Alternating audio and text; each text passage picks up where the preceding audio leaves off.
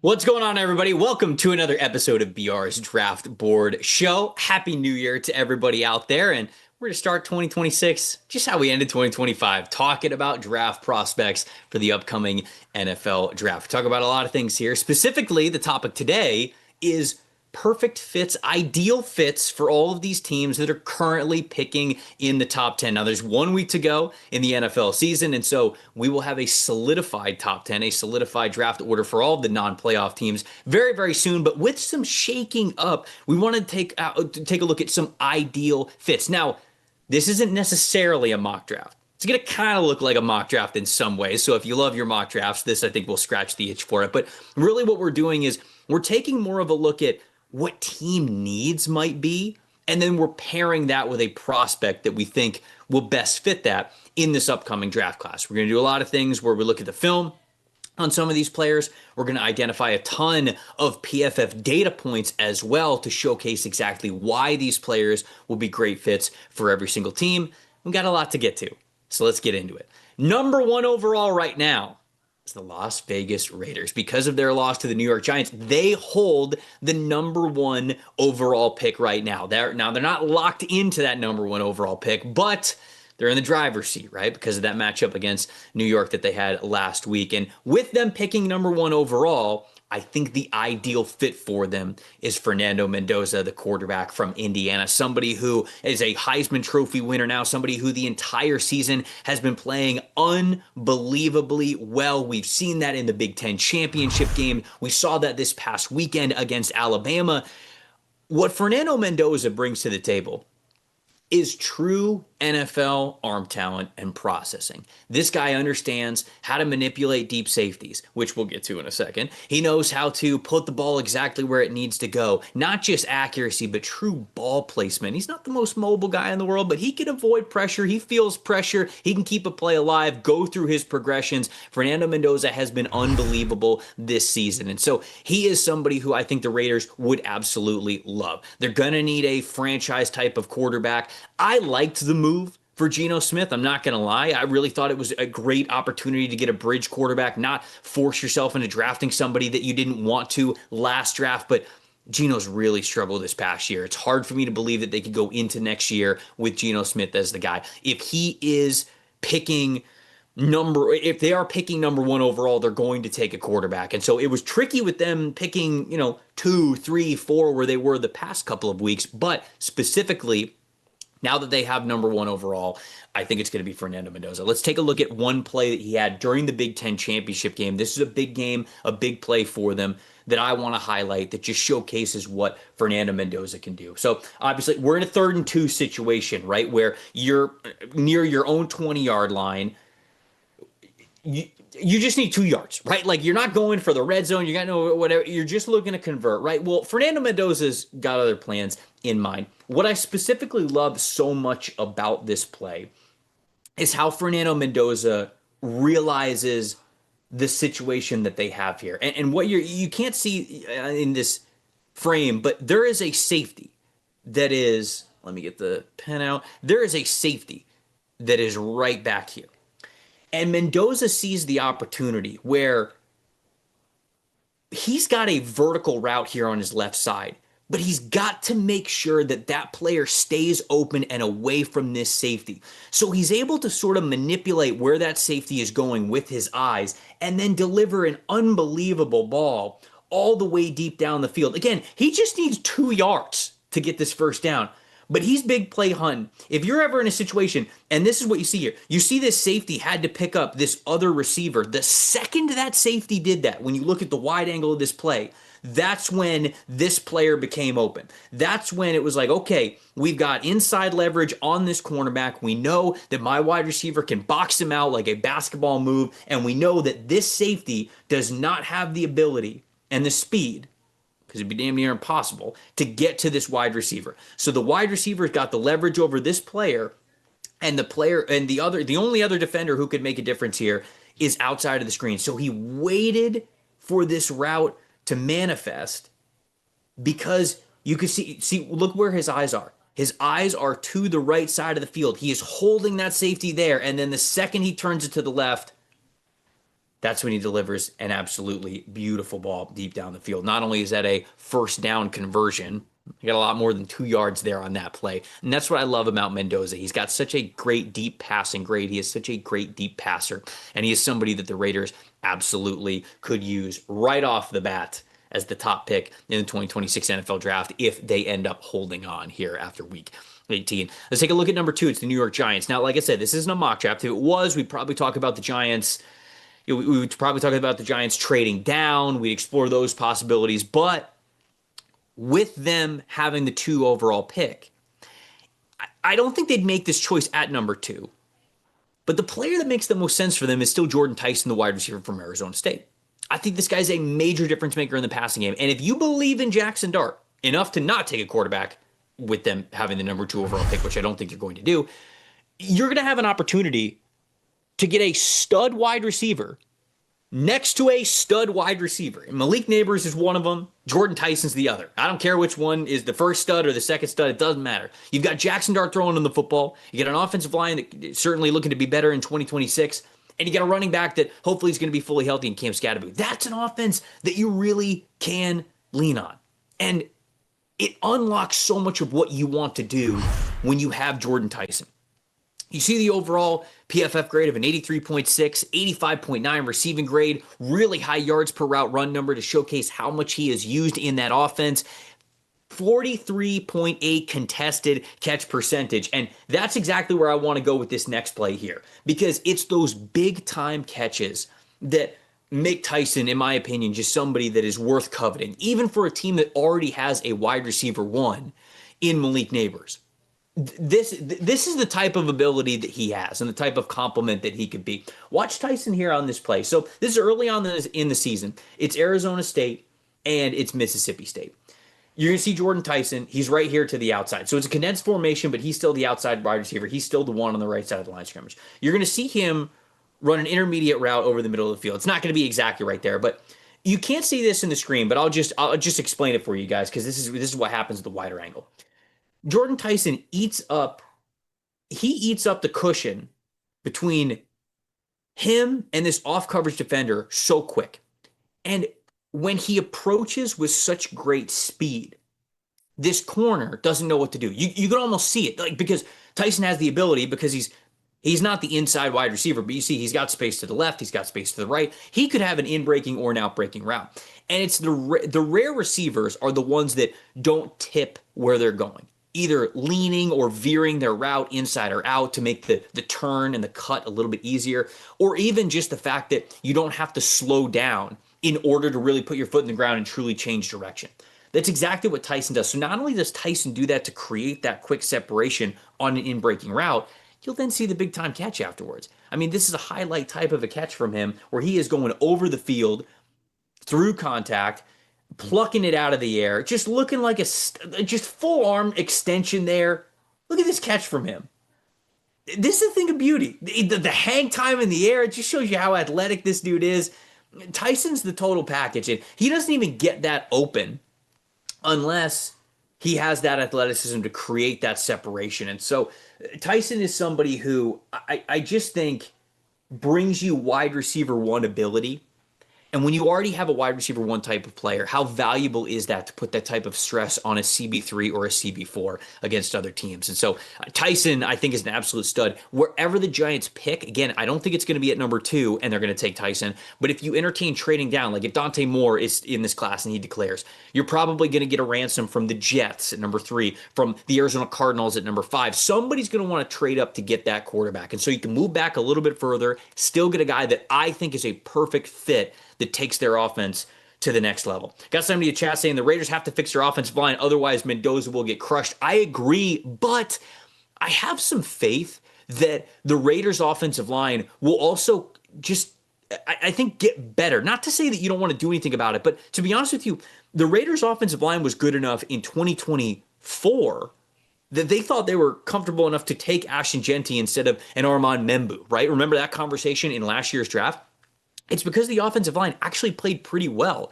They're just not playing well with this new coaching staff that they have under Pete Carroll. And so I think that we might get some changes here on the coaching staff. I think we're at least going to get a shakeup of the offensive line coach. I know it's Pete Carroll's son that's coaching the offensive line, so I don't know if he's going anywhere, if Pete doesn't go anywhere. But maybe you'll get a new offensive line coach, and maybe his son will be able to coach a different position. Because I actually do think the talent on the offensive line is okay. It's better than it was this past year. And I think that maybe a change of scenery with the offensive coordinator, a new voice in the room is probably a better phrase to say. I think that will make the Raiders offensive line a little bit better. Lorenzo in the chat's also saying teams need a quarterback later in the draft. Ole Miss quarterback Trinidad Chambliss has the tools, pretty high upside. Man, Trinidad Chambliss was so much fun to watch in that game against Georgia. Well, not if you were a Georgia fan, because he was probably terrorizing you if that was the case. I love Trinidad Chambliss. He is such a baller. He's so ice in his veins. He's got good velocity on his throws, great touch passes, knows how to throw it deep, knows how to manipulate safeties, knows how to keep plays open. I mean, there was that 04 Madden Mike Vick switch field type of play in the backfield that he had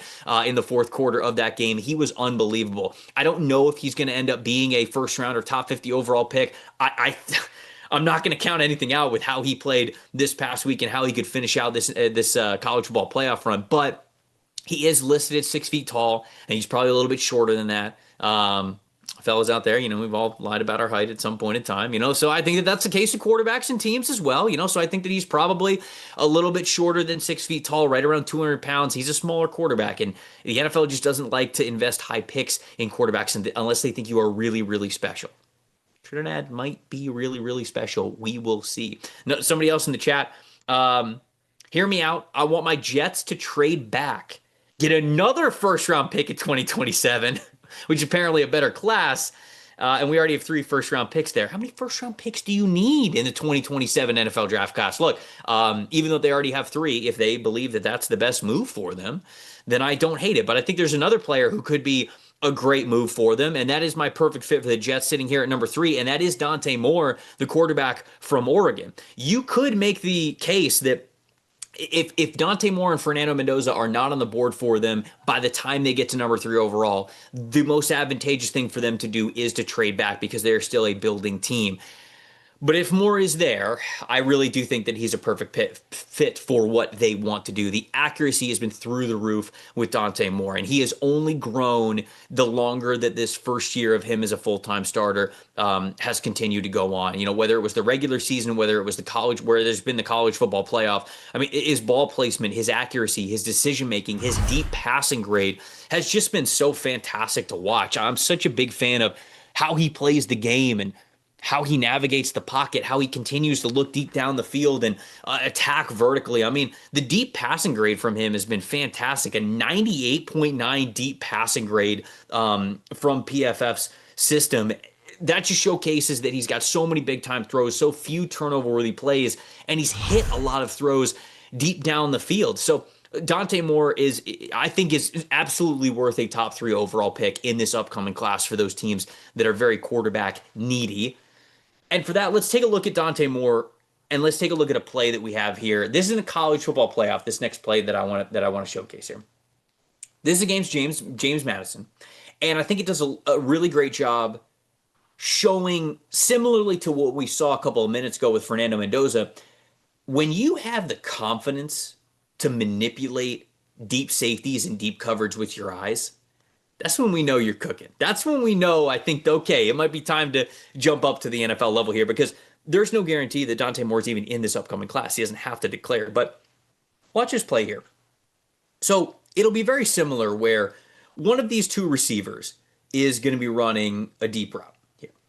And Moore, he sees that there's deep coverage here. So what he needs to do is he needs to first move this defender away from where he wants to eventually throw the ball over the middle of the field.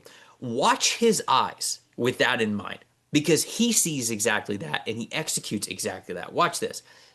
Eyes to the left immediately. He's looking to the left side of the field, knowing the entire time that he is going to be going somewhere over the middle of the field. Boom. The second that safety is so far committed to that side of the field, his left side of the field, he looks back over the middle, steps, hitches, lets it fly, and there it goes. He moved this player all the way over to this side of the hashes, and it created this space for this receiver to be wide open to catch this football and get close to the end zone here. So I think he actually got in the end zone here. Dang, that was a hell of an effort by 9 there. But yeah, let's watch this play one more time. Let's see if we can rewind this back, see this one more time for you guys to watch.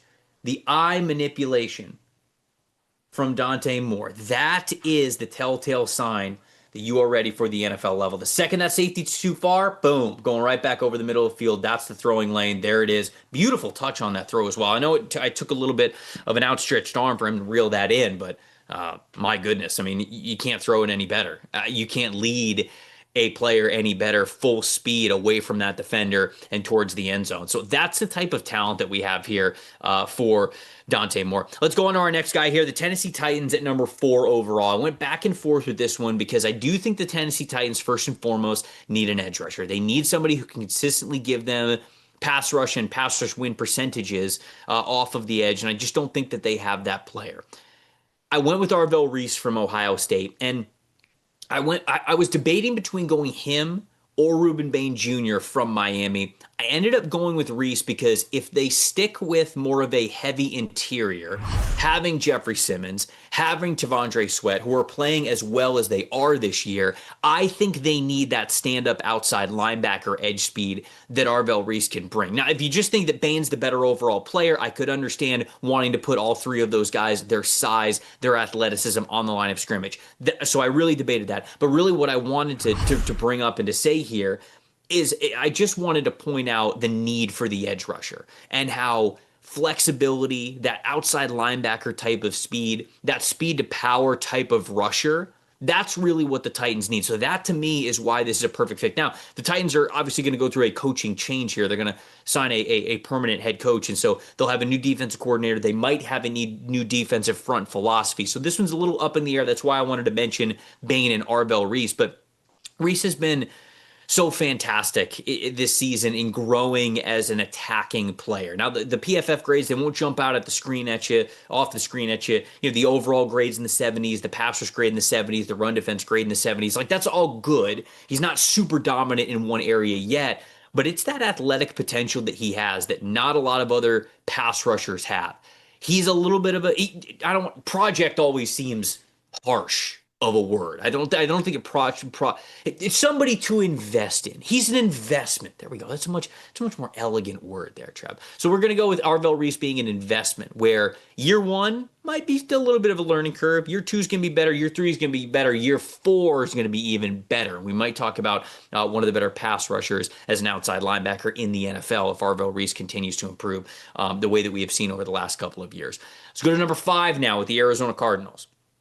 Cardinals sitting here at number 5, they're going to be in the quarterback discussion. Depending on what happens with Kyler Murray this offseason, I'm not giving them a quarterback here. I could have double dipped and said, like, hey, you know, Dante Moore, Fernando Mendoza, that would be the perfect fit for them. If they're moving on from Kyler Murray, they're obviously going to have to take on a good amount of dead cap space in order to do so. So getting a young franchise caliber quarterback on a rookie contract would be incredibly valuable to them. So one of those two quarterbacks absolutely could be a fit here for the Cardinals. But independent of what we know or don't know, really is the better way to say it, about their quarterback situation, I looked at offensive line. And offensive line was an area last year where I understand you can't improve everything. But I was shocked at how little the Cardinals did to just change the offensive line at all whatsoever. Not even just the starters, the depth guys. They didn't even draft an offensive lineman. They didn't add an offensive line until the 6th round of last year's draft. Well, Jonah Williams is a free agent. You know, they're probably going to have some other changes along the interior offensive line as well. And so who could step in right away at the right tackle spot? Very natural for a guy like Spencer Fano to be able to do that, the right tackle for Utah. He was our highest graded offensive lineman in PFF system in the 2024 season. Not quite our highest graded offensive tackle here in 2025, but really steady numbers. High 70 numbers in pass protection, in run blocking, whether that was man or gap scheme, run blocking concepts, or what I really like from him are those zone blocking concepts where he's a true athlete, man. When you see him, we're going to break down a play in a second, him getting out into space, him lining guys up between the shoulders in space, getting to that second level, climbing to the second level, and then translating that athleticism also into those mid and outside zone rushing plays. That is something that Spencer Fano can do very, very well. So let's take a look at one of these plays here that he had earlier this year. This is against Colorado here. This is a Big 12 game against Colorado. And Fano is he's the right tackle right here. You're gonna see him climb up to the second level. So he gets so okay. The guy next to me is taking the defensive end. The guard next to him is taking the interior offensive lineman. So he's freed up here, right? He already sees his victim. I believe it is this player, and he already sees him right here. It might be one of these other guys that comes into the picture, but he's lining up his victim here. Look at how great of a job he does. This player is coming from depth. You're not even blocking a linebacker here. You're blocking a safety that's coming from depth. It's so much space that you have to deal with as a blocker. And the way that he lines this player up and gets him straight in between his shoulders is not an easy thing to do. Obviously, the safety is coming downhill and he wants to fit the run very quickly, but he could have sidestepped. If Fano was showing one way or the other where he was a little bit weaker on either shoulder, I don't think he's going straight at him, but he realized how square Fano was. And he realized, okay, if I'm going to fit the run here, if I'm going to take up this blocker, I've just got to go straight at him. So Fano not only meets him when he's got momentum coming this way, his shoulders are square, he's locked into him, and then just watch how that grip strength shows up. The grip strength and the legs immediately kick in. So not only does he stop this player in his tracks, now he starts to get this guy on skates. Now he's a human sled that he's pushing. Now the running back's down, and he is tossing this guy out of the club, as offensive line coaches say, pushing him all the way out of the play and even out of the field of play. That's the type of player that we have with Spencer Fano and the mean streak that he has in the run game. He is just the second he stops that momentum immediately, and he just gets this dude on skates walking backwards. That's the type of player that we're talking about. That's somebody that the Arizona Cardinals absolutely need on their offensive line. So look, they've got to get quarterback figured out first. Obviously, that is a major issue for them. But they also have to fix the offensive line. And Spencer Fano can be a perfect fit for them, especially with Jonah Williams out. You're plugging that one player right there in at right tackle. We got somebody else in the chat. I've watched 2 years of Tyson at ASU. Injuries are his only concern, but is definitely the craziest athlete I have ever seen in my life. I agree with you. There are times when he reminds me of Odell. Now, I don't know if he's like top end speed quite like Odell, but it's just the way he moves, how explosive he is, how he creates that separation in and out of all of his breaks, those crazy catches that he had. There are moments where he reminds me of an Odell Beckham Jr. And anytime you got, even if you got moments like Odell Beckham Jr., you're somebody who's got NFL potential and impact NFL potential. You're right. The injuries are the big issue. He tore his ACL his freshman season when he was at Colorado. He was recovering from that ACL during the next season while he was there, transfers over to Arizona State. In the last 2 years, he's dealt with a collarbone injury and a hamstring injury. So a little bit of damaged goods from him. Medicals will be a big deal for him, but incredibly talented. Somebody else in the chat, Cardinals bridge with either Brissett or Malik Willis and draft Ruben Bain Jr. They definitely have to be better at pass rushing, which is something that I did not think that I was going to say about the Arizona Cardinals. I feel like they have a lot of pass rush potential on their team, but man, they were disappointing. 29th in the NFL in total pass rush grade, according to PFF, and pass rush win percentage and total pressures was right around that mark as well. That should not be. And that's an area where I get a little skeptical of Jonathan Gannon keeping his job for 2026. I think there have been certainly things outside of his control. Injuries have been a big issue, but I thought the defense would be better and have a higher floor, and that's been disappointing. So I can understand the desire to get an edge rusher there as well, though I would still go with the offensive line over the defensive line. Last one, man, it's weird not seeing the Bears in this conversation here in the top 10. Come on, not weird. It's great. The Bears have done what you're supposed to do over the last couple of years. Have some good off seasons, stack them together. You finally get the quarterback, and now they're going to be making the playoffs. It's going to be fun to watch Caleb Williams in the playoffs for the first time in his career. Let's get to the Washington Commanders at number 6 for our next, perfect fit here for one of these teams. And speaking of edge rushers, did you guys catch David Bailey from Texas Tech when he was facing Oregon this past week?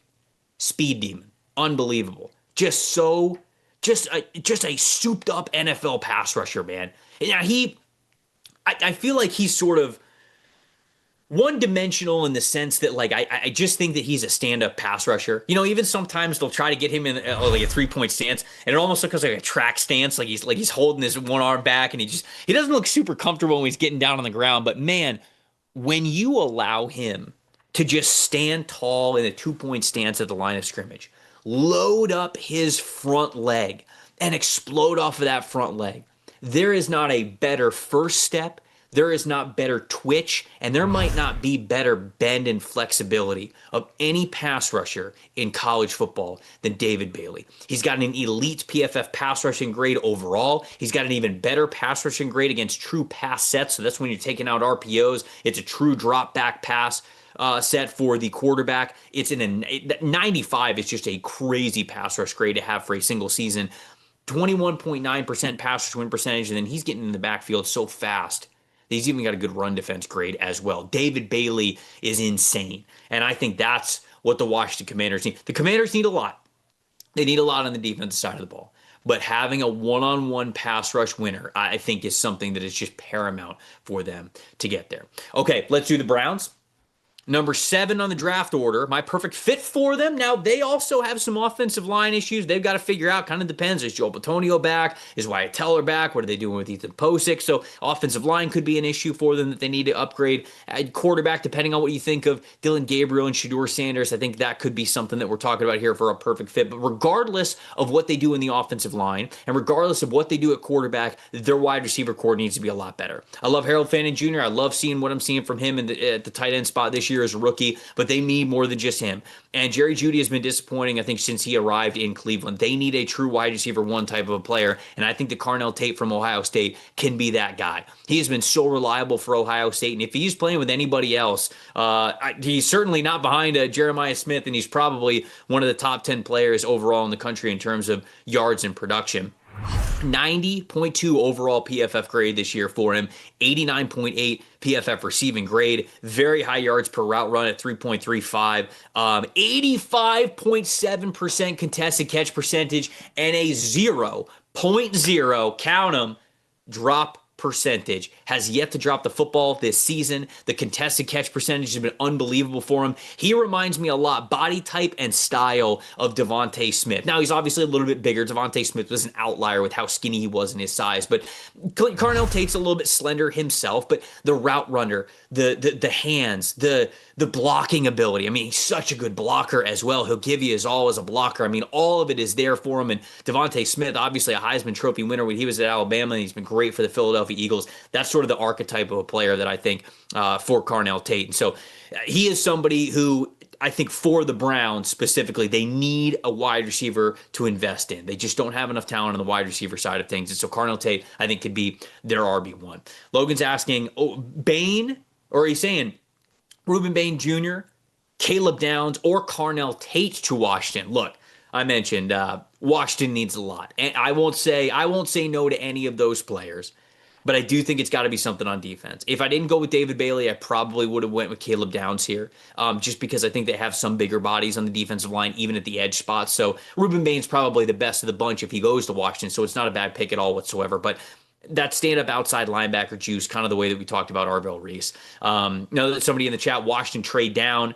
I also said, but this is entertaining, great stuff. Well, I appreciate you. Appreciate you watching the show, getting it on live. And shout out to everybody who's watching it live. Also, shout out to everybody who's watching it afterwards. I can't throw anybody under the bus there. But Washington, I think they're fascinating. They really need a lot of different things, and it just kind of depends on how they want to build their defense. Like Bobby Wagner, I think Bobby Wagner might retire. They'll probably need a linebacker. They probably need a safety.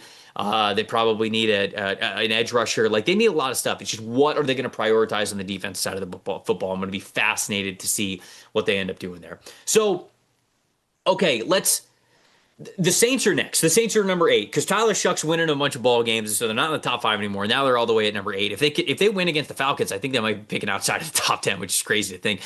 Their perfect fit is a player who I have twice on this list, actually. It's Jeremiah Love, the running back from Notre Dame, and I actually have him at number 10 for the Kansas City Chiefs as well. I know that's a surprise. Not that Jeremiah Love's considered a top 10 pick, but the Kansas City Chiefs are sitting at number 10 overall currently in the NFL draft. I think that both of these teams could absolutely use Jeremiah Love. Love is phenomenal. We just went through our running back rankings on the NFL Stock Exchange podcast, myself and Connor Rogers, and both of us overwhelmingly had Jeremiah Love as our RB1 in this class. Now, anytime you're talking about a guy who's at the top of the position, of course, the questions you're asked, hey, where would you put him in last year's class with Ashton Jeanty and Omarion Hampton? I would have Jeremiah Love above both of those guys. I think Jeremiah Love is that special. I gave him a top 10 overall grade and an all pro talent type of a role and type of a future that this guy could have. 6 feet tall, 215 pounds. He's got a state championship track background to him. The second that he puts his foot in the ground, he is all gas up the field. The way that he could go from 0 to 60 with all the size and the power that he has is so special. The jumping ability, the leaping ability, just the burst, the quickness, the agility, it's just all there for him. And then on top of that, the receiver that he is. You want to talk about running backs that are valued enough to be picked in the top 10. You not only have to be an elite running back, you have to bring value in the passing game. Jeremiah Love does. He is an excellent receiver out of the backfield. He brings so much value into the passing game as much as the run game. And so for me, the New Orleans Saints and the Kansas City Chiefs, I'm double dipping here because it's too perfect for both of these teams that so badly not just need running back talent, need running back talent that impacts the passing game. And so for the Saints at number 8 and the Chiefs at number 10, my perfect fit is running back Jeremiah Love for them.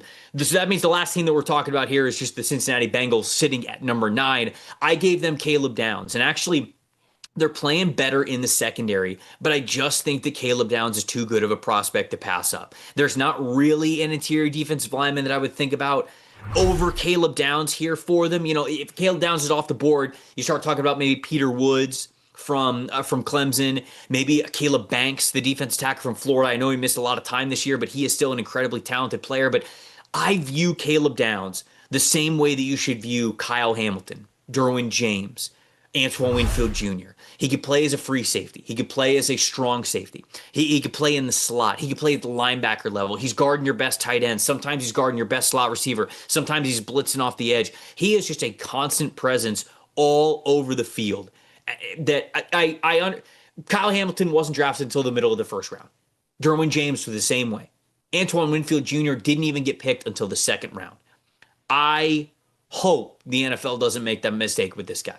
He is a true chess piece. He is a true difference maker. And I think that for the Bengals specifically, with a lot of different inconsistencies at holes that they have had on the spine of their defense, when we talk about the spine, we talk about the linebacker level and the safeties, as we're just splitting the defense down the middle. He is such a bolster of a strength with his versatility and everything that he could do. Last thing in the chat, Downs is for sure the steal of the draft at this point. Bengals also need a defensive end. I absolutely agree with you there. I think the Bengals do need pass rusher. The perfect fit here, because like we said at the beginning of the show, this isn't necessarily a mock draft. This is a perfect fit. And so I think that the selection here of Downs is the perfect fit for the Bengals, but there's no doubt about it. A Reuben Bain, well, I don't know if the Bengals would draft a Reuben Bain. He's kind of their type with the bigger bodied edge rusher. They've drafted a lot of those, Myles Murphy, Shamar Stewart. But if they were to draft another edge rusher, I wonder if they're more of like the David Bailey type of a team where they're just trying to get a little bit more of that juice with a smaller edge rusher. I don't know. Maybe they'll stick to their guns and pick kind of the same player there. But New Orleans fan and Saints fan, Bain in New Orleans makes more sense. I do think that Bain is certainly an option for them there. Chase Young's having a really good year, but Reuben Bain is absolutely their type. He's a heavier-handed edge rusher that would make a lot of sense for New Orleans if they're kind of sticking with the same sort of philosophy that they have for the last couple of drafts with Mickey Loomis, those more heavy-handed five-technique edge rushers. Reuben Bain could make a ton of sense. And then last question that we have here. Love, top-tier running back. If Kansas City gets him, he'll be a difference maker for them. I mean, it would be a true gift from the football gods if somehow the Kansas City Chiefs could get Jeremiah Love. I mean, he's gonna remind Chiefs fans a lot of Priest Holmes when Priest Holmes was playing his best ball in Kansas City once they get a look at Jeremiah Love out on the field if they end up getting with him. So obviously, that's what we got here for the top 10, and we got the Microsoft Copilot here right in front of us, and it can do a lot of things. It can look up a lot of this data, a lot of these film notes, a lot of these opinions, and a lot of these prospects. We also asked it which program has given us the most first-round picks in the NFL draft since 2021, and we found out that Alabama is number one. Surprise, surprise. They had 6 in 2021, which obviously helps them out here. Georgia right after them, then Ohio State, Michigan, and Texas for the most first-round picks. And so Alabama and Georgia, though, those are the teams that are right at the top there with 16 and 14. So if you guys have a Copilot, obviously you can ask it all sorts of football questions, all sorts of anything questions. Appreciate you guys getting your questions, comments, everything here in the chat watching the show live. If you want to see a lot of these numbers for yourself, you can do so at pff.com if you have a PFF Plus subscription. So go check that out and go check those numbers and our draft boards and everything out. Appreciate everybody watching, starting their new year off with a little bit of NFL draft talk here with me. I will be back with you next week, as I am every single week, to talk about some more prospects in the 2026 NFL draft. Appreciate everyone watching this episode of BR's Draft Board Show. We'll see you next week.